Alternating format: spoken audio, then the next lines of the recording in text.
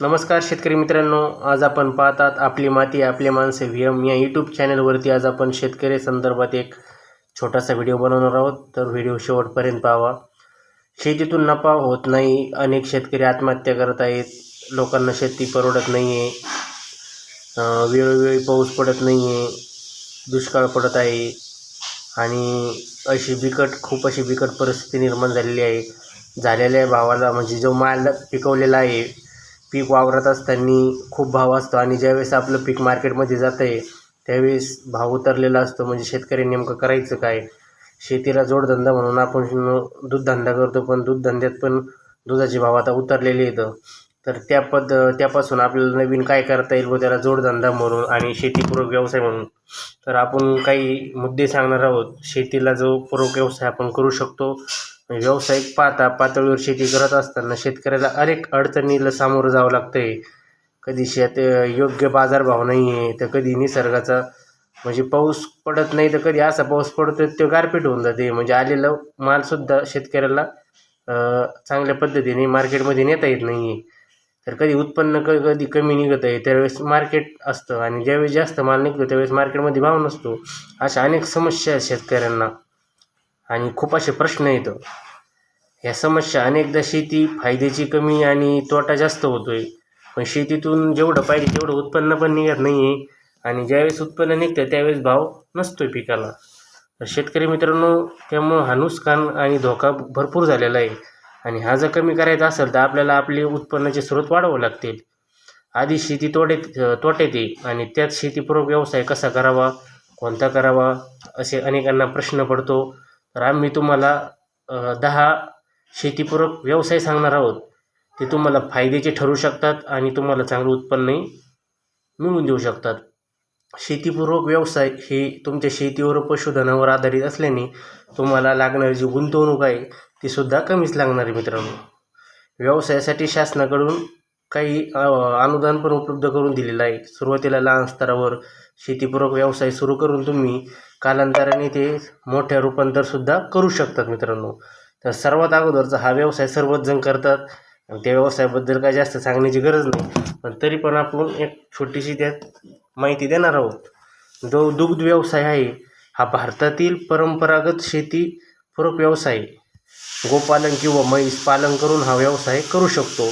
यासाठी तुमच्या शेतातील पीक म्हणजे वावरातील चारा, ज्वारी बाजरीचा कडबा पशुखाद्य म्हणून वापरल्यास खर्च अत्यंत कमी होतो. शिवाय जनावरांच्या मलमूत्राचा शेतात खत म्हणून वापर करू शकतो. सुरुवातीला कमी जनावर ठेवून आपण हा धंदा चालू करू शकतो. हा व्यवसाय करून आणि कालांतराने व्यवसाय आपण हा वाढवू शकतो, कारण भारतात दुधाची मागणी खूप आहे आणि दिवसेंदिवस ही दुधाची मागणी वाढत चाललेली आहे. हे जे दूध व्यवसाय आहे यात खूप असं भवितव्य आहे, पण जे हे दूध व्यवसाय करणारे त्यांना त्याविषयी पूर्ण माहिती पाहिजे, पूर्ण नियोजन पाहिजे, चाऱ्याचं नियोजन पाहिजे, गोठा बांधणी पाहिजे, त्यानंतर पाणी नियोजन पाहिजे, आजार कोणते येतात कधी येतात त्याच्या लसीकरणाचं वेळेवर नियोजन पाहिजे, त्याच्यानंतर कारवडी संगोपन आलं, त्यानंतर कोणते सिमेंट वापरले पाहिजे, गायची देखभाल कशी केली पाहिजे, पशुखाद्य कोणते वापरायचे, किती प्रमाणात वापरायचे, चारा किती किलो वापरायचा, त्यानंतर असे वेगवेगळे प्रश्न येतो. ह्याचा जर पूर्ण अभ्यास असेल आपल्याला तर आपण दूध व्यवसायात उतरलं तर अतिशय असं खूप आणि चांगला धंदा आहे. कमीत कमी जमीन असेल, कोरडवाहू असेल, ज्यावेळेस तुमच्याकडं पाऊस काळ असतो त्यावेळेस तुम्ही हिरव्या चाऱ्याचा मुरघास बनवून जरी ठेवला तर हा दूध व्यवसाय तुमच्यासाठी भरपूर असा नफादायक ठरणार आहे शेतकरी मित्रांनो. तर दुसरा त्यात मुद्दा आहे शेळीपालन. तर शेतकरी मित्रांनो, शेळी ही गरीब शेतकऱ्याची गाय किंवा म्हैस असं म्हणतात आपल्या भागात. तर शेळी पण आपल्या भागात आहे ना भरपूर अशा लोकांकडे 1 शेळी 2 शेळी असतात. जास्त प्रमाणात नाही ठेवत, पण 1-2 शेळ्या आपली आई आजी पहिल्यापासून पाळतात. तर का पाळतात? तर ते पैसे थोडेफार शिल्लक राहतात. म्हणजे आपले घरचे कामं करायचे त्या व्यतिरिक्त ते शेळीचं उत्पन्नही एक सेपरेट बाजूला राहतं.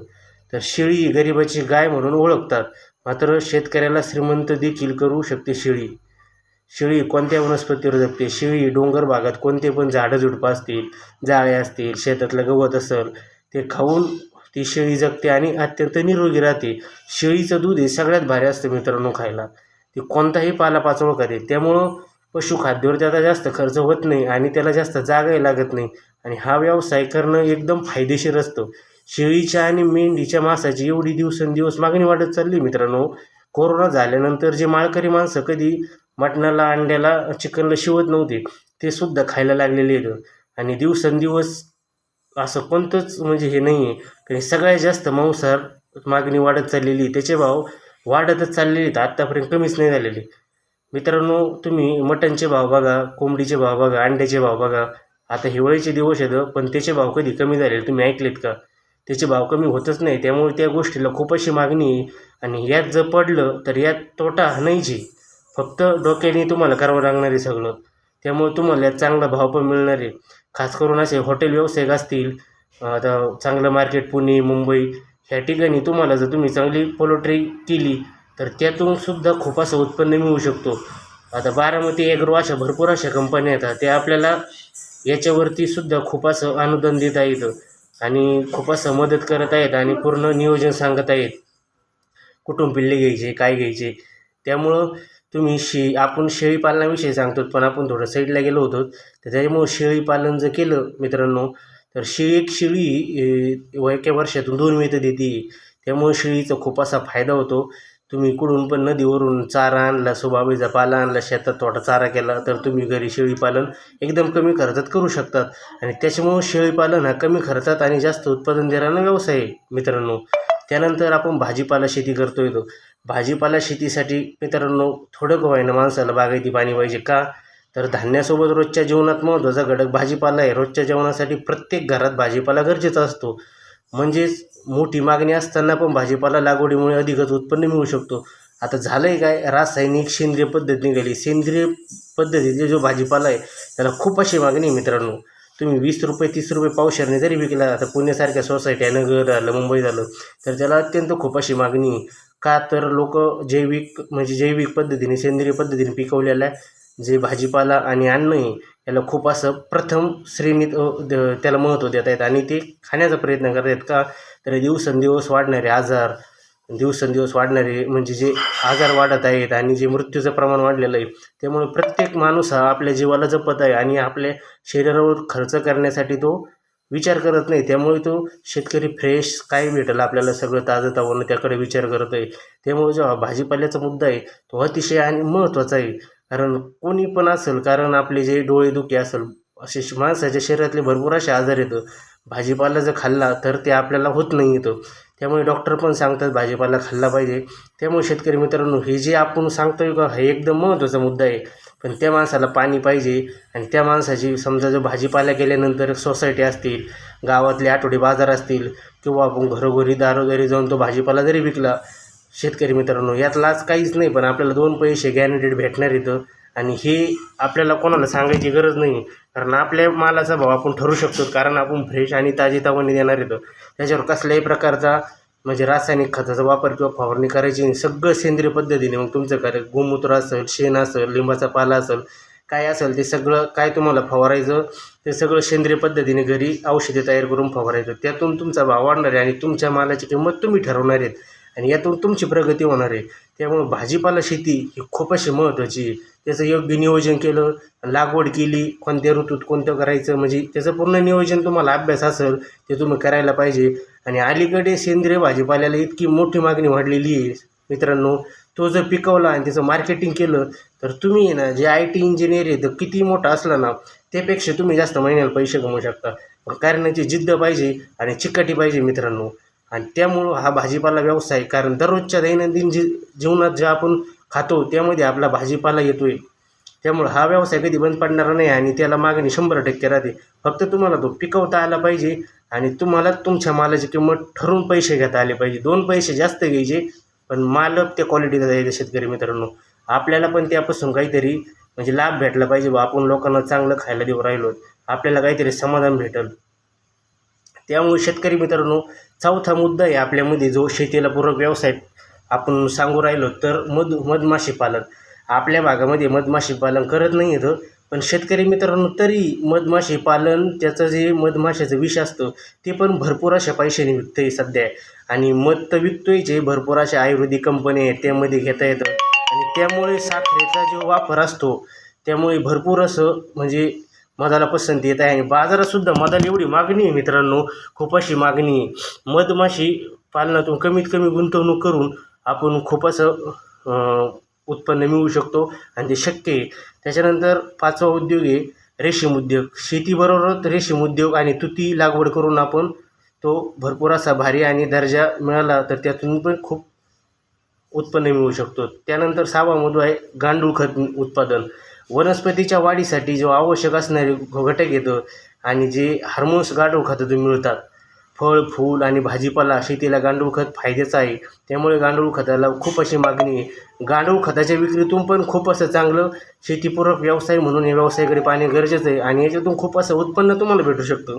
गांडूळ खत आपल्या भागात भरपूर जण करतायत, त्यामुळं गांडूळ खताला खूप मागणी आहे आणि चांगल्या प्रकारे केलं गांडूळ चांगल्या प्रकारचे वापरली तर त्यापासून एक चांगली सेंद्रिय पद्धतीने शेती आपण करू शकतो. त्यानंतर 7वा मुद्दा आहे शेतकरी मित्रांनो आपला औषधी वनस्पतीची लागवड. अलीकडे अनेक जण औषधी वनस्पतीचे म्हणजे आयुर्वेदाकडे सध्याची पिढी वळलेली आहे. आयुर्वेदिक उपचार, त्यामुळे हे जे उपचार आहे त्यामुळे औषधी वनस्पती लावायला पाहिजे आणि त्याच्याकडे वळतं येतं. आयुर्वेदिक उपचाराचे साईड इफेक्ट काहीच नाही येतं आणि ते वाढू लागलेलं आहे त्याचं महत्त्व लोकांना. त्यात मोठे आजार किती असला तर त्याच्यावरती लोकांना पटू लागले आणि तो आजार बरा होऊ लागला आहे. परिणामी औषधी आणि वनस्पतीची मागणी वाढू लागली आणि शासनाकडूनही त्याला मदत देऊ राहिले. तर त्यात बियाणं विषयी माहिती, त्याचा सखोल असा अभ्यास करणे आणि आपल्या जागा निवड आणि तर जे औषधी वनस्पती आहे ते आपण लागवड करून चांगल्या प्रकारे उत्पन्न मिळवू शकतो. त्यानंतर 8वा उपाय आहे म्हणजे तो शेती पूरक व्यवसाय आहे नर्सरी आणि व्यवस्थापन. शेतकरी मित्रांनो नर्सरी आणि व्यवस्थापन पण चांगल्या प्रमाणात आपल्या भागामध्ये चाललेलं आहे. लोक सिटीमध्ये राहतात, बंगले बांधतात, त्या बंगल्यामध्ये बाल्कनी, घरावरती पण बाल्कनी करतात. त्यामध्ये वेगवेगळ्या प्रकारची त्यांना रोपे लागतात, झाडे लागतात आणि भारत देशात सध्या फळबाग पण लागवड जास्त करता येते. फळबागामुळे जास्त रोपे प्रमाणात जातात, तर त्यामुळे नर्सरी व्यवस्थापनमध्ये चांगलं कमी पाण्यात चांगली शेती आणि चांगले उत्पन्न मिळवू शकतो.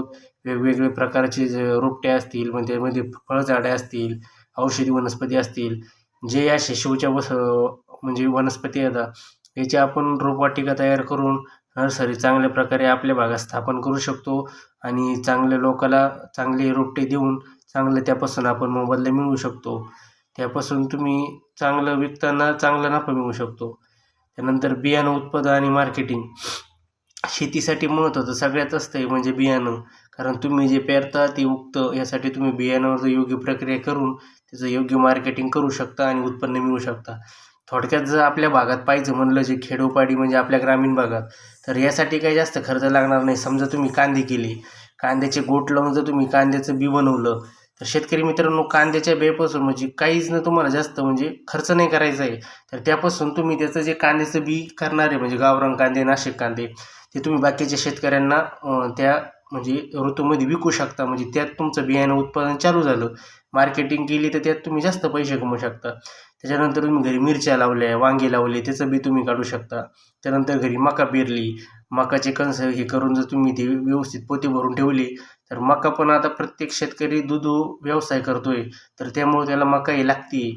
म्हणजे मकाचा पण बियाणाचा थोडक्यात वापर करून तुम्ही त्यातून पैसे मिळवू शकता. म्हणजे आपल्या खेडोपाडी आणि आपल्या ग्रामीण भागात काय काय आणि बियाणं म्हणजे आपल्या वावरात जे पिकतंय त्याच्यापासून समजा गहू असेल, ज्वारी असेल, जे आपल्या नैसर्गिक म्हणजे सेंद्रिय पद्धतीने तुम्ही पिकवतायत त्या मालाचे बियाणे म्हणजे एके दाण्याचे 1000 दाणे कसे होतील आणि त्यापासून ते लोकांना कसं विकता येईल आणि आपल्याला उत्पन्न कसं भेटेल याकडे आपण लक्ष देऊन बियाणं उत्पादन केलं तर खूप असं भारी शेतकरी मित्रांनो म्हणजे उत्पन्न भेटणार आहे आपल्याला आणि ते हमखास भेटणार आहे.